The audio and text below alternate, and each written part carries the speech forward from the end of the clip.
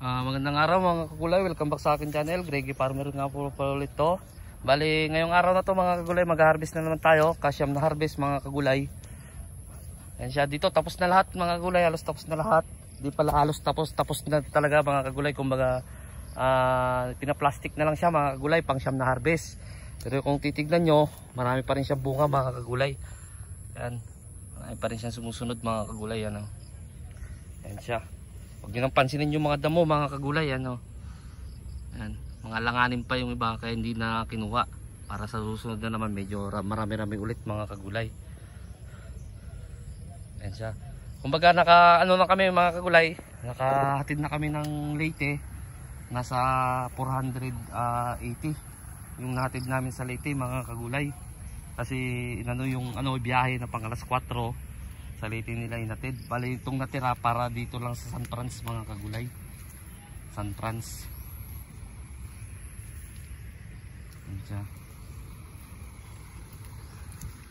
Para lang yung natira nandito sa buyer kong, yung dati kong buyer mga kagulay. Si doon kagrupo ko rin doon sa sa grupo namin doon sa San Franz mga kagulay. Bali papakita ko sa inyo kung ini-estimate ko mga kagulay nasa 400 pa yung natitira. So papakita ko rin sa inyo mga kagulay yung natira. Di ko na nga lang na-vlog kagay na yung natid dun sa Leyte na 480 kasi busy nga kagay na mga kagulay, gawa nga ng talagang inano nila kasi pinadala lang sa bus mga kagulay. Kaya busy kagay na itong natira para lang dito sa San Franz. Ito siya, papakita ko mga kagulay. Yan siya.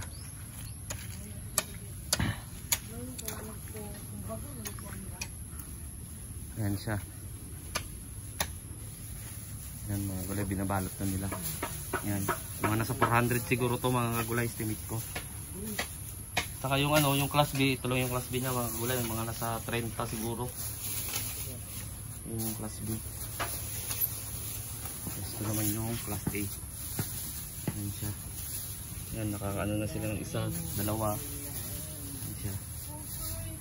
Yan yung mga taga-harvest mga kagulay. Mga taga-harvest, mga guwapa gyapon bisag Guwapa daw mga kagulay kahit pili. Yan mga kagulay. Sa mga malapit dito sa Bayugan, kung gusto nyo kumuha ng taga-harvest, ito lang mga taga-harvest mga kagulay. Kontakin nyo lang, dalawang inday at saka isang gaga mga kagulay. Kontakin nyo lang. Kontakin nyo lang sa siyam kasi masirok. Kaya naman yung dalawang taga-hakot.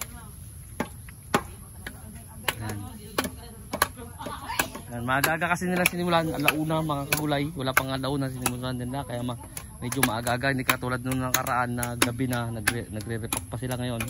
Maya tapos na nila yan. Nauna nga lang dun yung sayatid sa Leyte mga kagulay. Yan siya.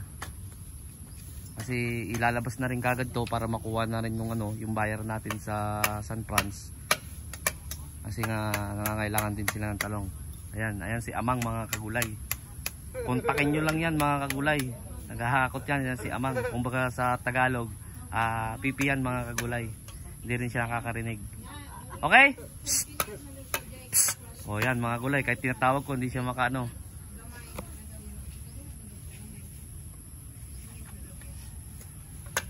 Yan yung mga taga-hakot natin mga kagulay. Tsaka ito, yung tinatayo na to mga kagulay, ito yung titirahan namin.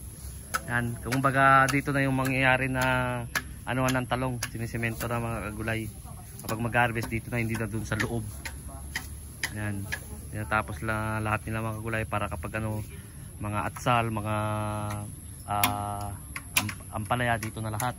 Dito na lahat yun. Ibabagsak dito tapos i-repack dito mga kagulay, hindi na dun sa loob kasi titirahan na namin dun sa loob mga kagulay. Ayan siya. So dito tayo, libot-libot muna tayo dito sa talungan natin mga kagulay. Ayan. Bali pang siyam na harvest. Abot din ng ganun din siguro, 800 plus din siguro mga kagulay. Kasama na yung class B.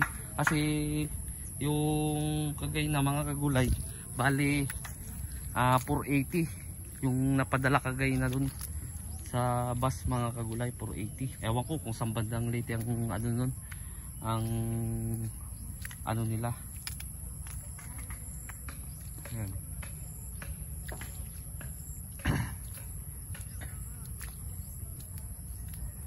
Ayan siya. Ito yung mga harbisan na. Kung nakaraan dito sadyang punggok dito, ngayon medyo na ano na siya mga gulay, mga bulaklak din niya. Ayan. Ayan siya. Bali ngayong araw na rin to, mamaya ay mag-i-spray kami, pero ang panahon, tingnan nyo mga kagulay panahon, no? Yan, parang uulan na sana nga naman, hindi na umulan kasi tingnan nyo. Yan, ang style dito sa taniman ko mga kagulay. Yan. Tapos panay, di na kasi makapag-grass cutter, di rin makapag-spray ng pandamo. Gusto mo mag-spray ng pandamo, kung mag-grass cutter, di rin makaano mga kagulay. Kung magka-grass cutter, basa-basa dyan, tatalsik lang din mga kagulay dun sa mga talong. Kaya ibig sabihin kapag tumalsik, baka magkapunggos lang, kaya pinabayaan ko na lang ng ganyan na madamo mga kagulay. Pero kapag uminit talaga to, grass cutter na lang siguro mga kagulay, para kapag tubo niya ng onte, pag unting tubo lang niya sa isprayan para mas madali mga kagulay. Kasi kapag ganyan na isprayan naman ng pang damo, maaabot yung mga dahon mga kagulay, kaya hindi ko muna ini-isprayan din. Ayan siya. Bali kagaya na din mga kagulay, nakapag-abono na kami. Ayan yung mga drum na yan. Bali ito ay 10 drum mga kagulay, kasama na yung ampalaya, yung update kong nakaraan, at saka yung sitaw. Yung sitaw hindi ko pa rin siya na mga kagulay, yung sitaw doon nagagawan ng trellis, kasi huli na nga mga kagulay, huli na balagan, kaya paggawa ng trellis huli na rin mga kagulay. Parang mamumulaklak na nga yung sitaw natin doon mga kagulay, kaya bukas siguro ng umaga yun ang anuin ko pagkatapos dito mag-spray. Tapos dito mag-spray bukas ay mamaya, kasi ang i-spray ko dito insecticide saka fungicide. Di talaga ako nag-ano ng katatapos ko talaga mga kagulay ng pangalan nito ng harvest, ay iyaano ko kagad siya mga kagulay. Ini-sprayan ko kagad talaga siya ng fungicide, gawa nga ng ulan dito sa amin. Kaya nga yan o, panahon dito sa amin mga kagulay, kung makikita nyo naman putik-putik talaga dyan, yan o. Ayan, ganito yung panahon dito. Kuminsan nga sa San Franz umiinit, dito umaaraw kuminsan umiinit sa San Franz, dito naman talaga naman yung ulan niya mga kagulay. Yung mga taga-Bayugan, alam siguro nila yan, dito banda sa Nuli. Sa Nuli, kapag liliko ka papunta doon, Amungon, alam siguro sa mga nanonood dito na taga-Bayugan, Bayugan City, alam nila dito sa dito sa Nuli talagang umuulan-ulan mga kagulay. So ayun mga kagulay, hanggang dito na lang ako. Kumbaga in-update ko lang kayo dito sa pang 9 harvest ko. Kung 480 yun, tapos 400 din yun, nasa 880 lang. Mga nasa 900 din mga kagulay, kasama na yung class B. Makikita ko lang yan mamaya kasi 480 na yung nahatid. Tapos to, kung abutin ko ng 400, ibig sabihin 880. Tapos mga nasa 900 din mga kagulay. So sa bago pa lang sa munting channel ko mga kulay, huwag nyo kalimutang mag-subscribe, click nyo na rin po yung notification bell para updated kayo lagi sa gagawin kong video tungkol dito sa pagtatanim ko. Maraming salamat po sa inyong mga suporta. God bless po sa ating lahat.